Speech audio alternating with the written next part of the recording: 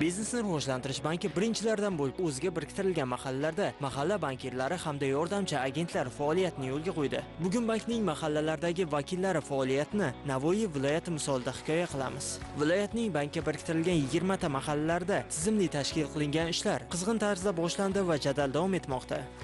O'tgan qisqa davr mobaynida mahalla bankirlari orqali bankimizga biriktirilgan 20 ta mahallaga 115 nafar fuqaroga jami 2,85 million so'mlik kredit mablag'lari ajratildi.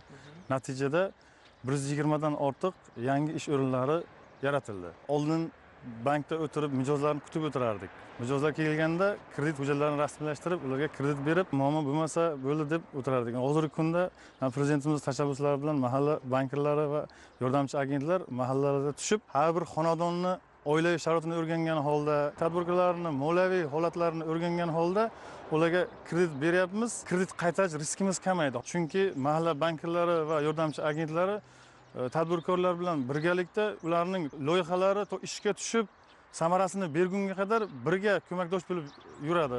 Biznesni rivojlantirish banki mahalla bankirlari yordamchi agentlar bilan birgalikda mavjud imkoniyatlarni o'rgangan holda aholiga manfaatli takliflar berib borishyapti. Bu ayniqsa chekka tumanlardagi aholi uchun anchayin qulaylik tug'diryapti. Assalomu alaykum. Ismim Amriddin, Biznesni rivojlantirish bankidan ushbu mahallaga biriktirilgan mahalla bankiriman. Sizni faoliyatingizni kengaytirish maqsadida bank kreditiga ehtiyojingiz borligini biz bildik. Sizga o'zimizni mahalla bankiri mikroqarzini taklif qilaman.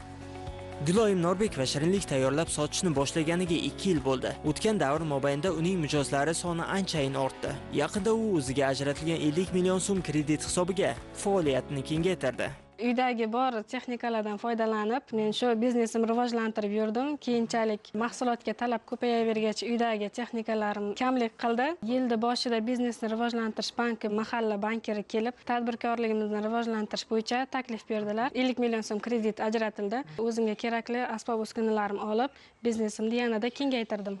Hozirgi kunda oldimga shogird olganman, birgalikda ishni olib boryapmiz va ishiga yarasha kunlik ish haqi to'lab borilyapti. Gulmira Qahhorova oldindan tikuvchilik bilan shug'ullanib keladi. Mahalla bankiri Gulmira opaga faoliyatini kengaytirish uchun kredit olishda ko'maklashdi. Lekin bu bilan ish yakunlangani yo'q. Biznesni rivojlantirish banki vakillari tomonidan tadbirkordan doimiy xabar olinib, barcha masalalarda ko'maklashilyapti. Mahsulotlarimga talab kuchayib, o'zbek qila olmayapman. Endi ko'pchilik bo'lsa, yanada shuni kengaytirsam, shogirdlar olsam, mana shu tovarlarni ko'paytirsak, xursand bo'laydik. Sizga agar shogirdlar olmoqchi bo'lsangiz, mahalla yettiligi bilan birgalikda sizga yana shogirdlar ham topishga yordam beramiz. Ilhom Sobirov tomonidan tashkil etilgan o'quv markazida yoshlarga ingliz tili o'rgatilmoqda. Hozirga qadar bu yerda tahsil olgan o'quvchilar ko'zga ko'rinarli natijalarga erishgan. Tadbirkor Biznesni rivojlantirish banki mahalla bankirining taklifi bilan endi faoliyatini kengaytirish niyatida. Biznesni rivojlantirish banki mahalla bankiri bizga kelib taklif berishdi.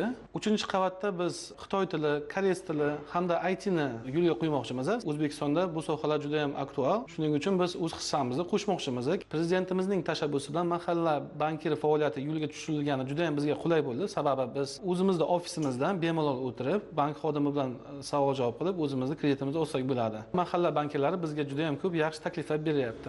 Bugun hikoya qilganlarimiz hali amalga oshirilajak ishlarning debochasi xolos. Biznesni rivojlantirish banki davlatimiz rahbari tomonidan olib borilayotgan xalqparvar siyosatga kamarbasta bo'lgan holda mahalladagi vakillari orqali ko'plab oilalarning hayotiga farovonlik olib kirishni reja qilgan. Biz esa yana hududlarda bo'lib, jarayonlardan xabar berib boramiz.